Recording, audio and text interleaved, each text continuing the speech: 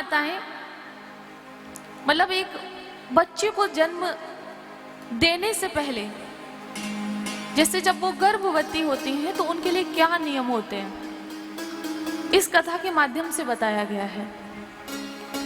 लिखा है कि जब तक शिशु उनके उदर में हो माताओं के, तब तक वो सत्य का पालन करें, दया का भाव रखें, दान करें, पवित्र रहें, मतलब मन को भी साफ रखें और तन को भी साफ रखें।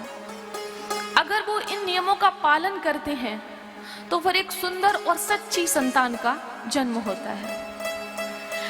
आज आपने देखा होगा, जैसे छोटा बच्चा होता है, 2-2.5 साल का हो, 1 साल का हो, 1.5 साल का हो, मुझे ज्यादा तो नहीं पता, पर जितना देखा है मैंने आप लोगों के यहाँ वो बता सकती हूँ मैं। उसे भी गुस्सा आता है, वो भी क्रोध करता है, वो भी जिद करता है। अगर थोड़ा भी बोल सकता है 1.5-2 साल का बच्चा, मुझे नहीं पता बोल पाता है कि नहीं, अगर बोल सकता है तो बच्चा जिद करता है। इसका कारण क्या है? क्योंकि जब वो आपके उदर में था आपने गुस्सा किया, आपने गुस्सा किया तो उसका असर बच्चे के ऊपर गया। अभिमन्यु की कथा सभी ने सुनी होगी।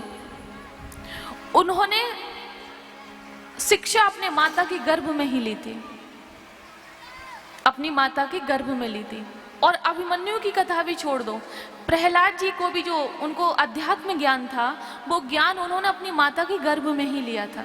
ये 4थे दिन की कथा में आपको हम सुनाएंगे कब और कैसे लिया था। क्योंकि बच्चे की शिक्षा की शुरुआत माँ के गर्भ से ही होती है, माँ के उदर से ही होती है। उस समय आप जो खाएंगे, बच्चा जन्म लेने के बाद वही खाएगा। उस समय जो आप करेंगे बच्चा भी वही करेगा। तो जो लोग चाहते हैं कि मतलब संतान अच्छी हो, जो लोग ये चाहते हैं कि एक अच्छी संतान हो, भगवान का भक्त हो, देशभक्त हो, या फिर परिवार का ही भक्त हो, परिवार का ही पालन करने वाला हो, तो उन्हें कुछ शास्त्रीय नियमों का पालन करना आवश्यक होता है। आज माताएं ये तो कहती है ना, ये हमारा बालक ना राक्षस है। वो राक्षस बनाया किसने भाई? ये तो कहते हैं ये बहुत बड़ा भूत है। अरे भूत बनाया किसने है? बच्चे कभी गलत नहीं है। आज भी मैं जहां जाती हूं, मेरी कथाओं में सबसे ज्यादा युवा भाई बहनों की भीड़ होती है, और मुझे फॉलो करने वालों में भी सबसे ज्यादा संख्या है युवा भाई बहनों की। उसका कारण क्या है? अगर आज का युवा ठीक नहीं है, अगर आज की युवा बहनें ठीक नहीं है, तो वो कथा वार्ता में इतनी रुचि क्यों ले रही हैं? वो ठीक हैं, और जितना भी गड़बड़ हो रहा है ना, तो वो बड़ों की तरफ से हो रहा है, इसलिए वो गड़बड़ है। मैं कभी युवाओं को मैं कभी गलत नहीं कह सकती हूँ, क्योंकि उन्हें जो शिक्षा दी गई है वो उनका पालन कर रहे हैं। जो उनको सिखाया गया है वो सीखे हैं, जो उनको बताया गया है, जो उनको खिलाया गया वो खा रहे हैं।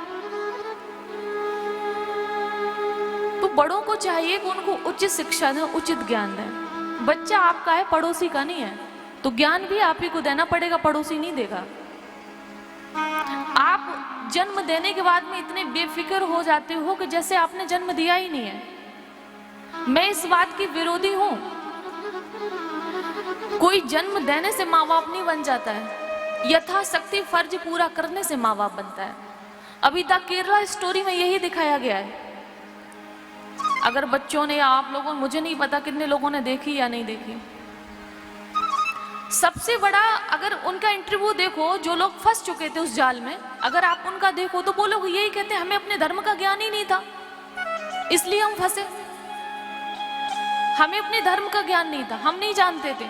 तो धर्म का ज्ञान बच्चों को क्यों नहीं था? क्योंकि उनके माँ बाप ने दिया नहीं। जब तक आप अपनी संस्कृति को पहचानेंगे नहीं, आप अपने सनातन को बच्चों को बताएंगे नहीं, आप उनके अंदर वो कट्टरता भरेंगे नहीं, तो कहां से आएगी? वो भटक ही जाएंगे। तो कहीं ना कहीं अपराध की श्रेणी में वो माँ बाप आते हैं जो बच्चों को धर्म का ज्ञान नहीं देते, धर्म के ज्ञान से विमुख रखते हैं। मेरी दृष्टि में तो ये, आप लोगों को बुरा लगे तो लगे,